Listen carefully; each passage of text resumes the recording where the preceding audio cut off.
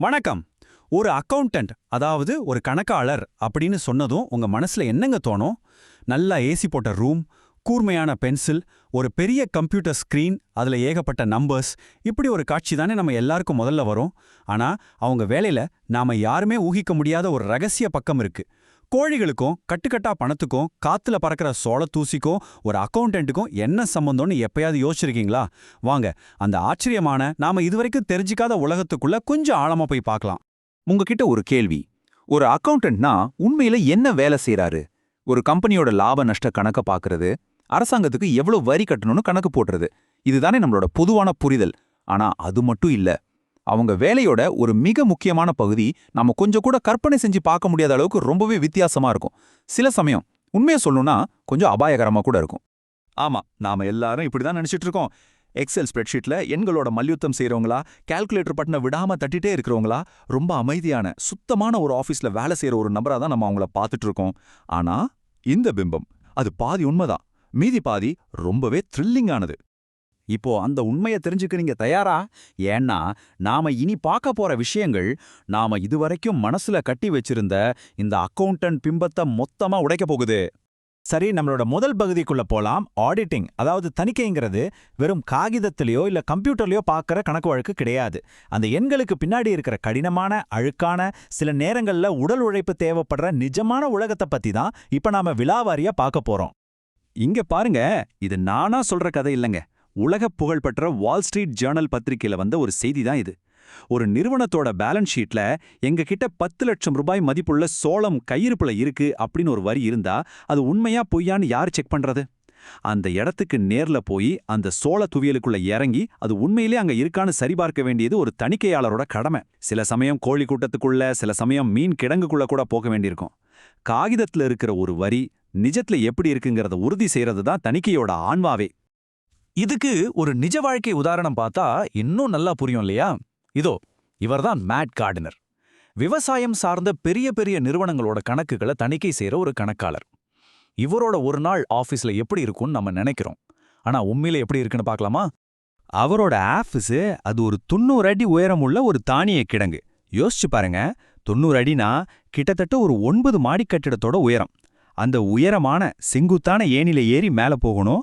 உள்ள போனதும் உடம்பெல்லாம் ஒரே சோளத்தூசி, மூச்சு விடுறதே ரொம்ப கஷ்டமா இருக்கும். அவரு போட்டிருக்கிற பூட்ஸ் முழுக்க கால்நடைகளோட உரம் படிஞ்சிருக்கும். அந்த இரும்பு கூண்டு ஏணில ஏறி இறங்கும்போது கூர்மையான கம்பிகள்ல மாட்டி அவரோட பேண்ட் கிளியறது ரொம்பவே சகஜமா நடக்குமா. இது மட்டும் பத்தாதுன்னு அங்க அவருக்கு கம்பெனி கொடுக்கறது யாரு தெரியுமா? புறாக்கள், எலிகள், சில சமயம் தலைகீழா தொங்கிட்டு இருக்கிற வவ்வால்கள் கூட தான். இப்போ சொல்லுங்க, இது அக்கவுண்டன்ட் வேலையா இல்ல ஒரு அட்வென்ச்சர் வேலையா? இதெல்லாம் கேட்கும்போதே நம்ம மனசுக்குள்ள வடிவேலு சொல்ற மாதிரி, ஐயையோ ரொம்ப தூரம் போயிட்டீங்களாடா அப்படின்னு தான் சொல்ல தோணுது. எங்க இருக்கு ஏசி ரூம் ஸ்ப்ரெட்ஷீட்? எங்க இருக்கு இந்த சோளத்தூசி, புறா, வௌவால்? ரெண்டுக்கும் சம்பந்தமே இல்லாம இருக்குல்ல? சரி, உங்க மனசுல ஒரு கேள்வி வரலாம். இந்த வேலையை ஒரு மெஷின், ஒரு ட்ரோன் இல்ல ஒரு ரோபோட்டை வச்சு செய்ய முடியாதா? அதுக்கு மேட் கார்டினரே ஒரு அருமையான பதில் சொல்றாரு. அந்த தானியங்களை கடங்குல கொட்டும்போது ஒரு பயங்கரமான தூசி புயல் மாதிரியே கிளம்புமா. எந்த ஒரு கேமரால சென்சாரை வச்சாலும் 2 நிமிஷத்துல அந்த தூசி ஒரு அடுக்கு மாதிரி அது மேல படிஞ்சிடுமா. அதனால தொடர்ந்து அதை பார்க்கணும்னா அந்த சென்சார்லயே ஒரு குட்டி கார் வைப்பரை வச்சு அப்பப்போ சுத்தம் செஞ்சா மட்டும்தான் உண்டுன்னு அவர் சொல்றாரு. பாருங்க, டெக்னாலஜியால கூட சுலபமா சமாளிக்க முடியாத அளவுக்கு நம்ம நிஜ உலகம் சில சமயம் ரொம்பவே சவாலானது.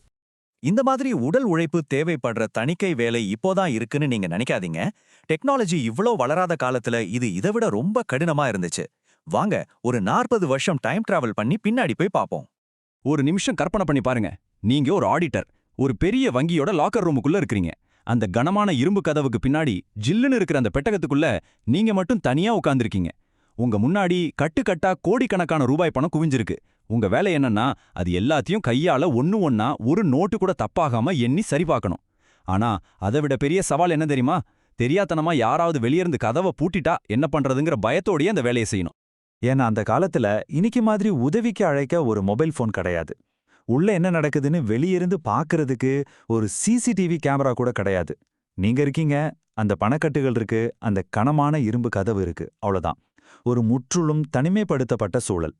அந்த மன அழுத்தத்தோட ஒரு சின்ன தப்பு கூட இல்லாம கோடிக்கணக்கான ரூபாயை எண்ணணும். இது வெறும் கணக்கு வேலை இல்ல, மன தைரியத்துக்கான ஒரு கடுமையான பரீட்சை மாதிரி. இப்போ அடுத்த முக்கியமான கேள்விக்கு வரோம். செயற்கை நுண்ணறிவு, அதாவது ஆர்டிஃபிஷியல் இன்டெலிஜென்ஸ், இன்னைக்கு எல்லா வேலையும் எடுத்துட்டு இருக்குன்னு சொல்றாங்களே. டிரைவர் இல்லாத கார் வருது, டாக்டர்களுக்கு ஆபரேஷன்ல உதவுது, ஆர்டிஸ்டா படம் வரையுது.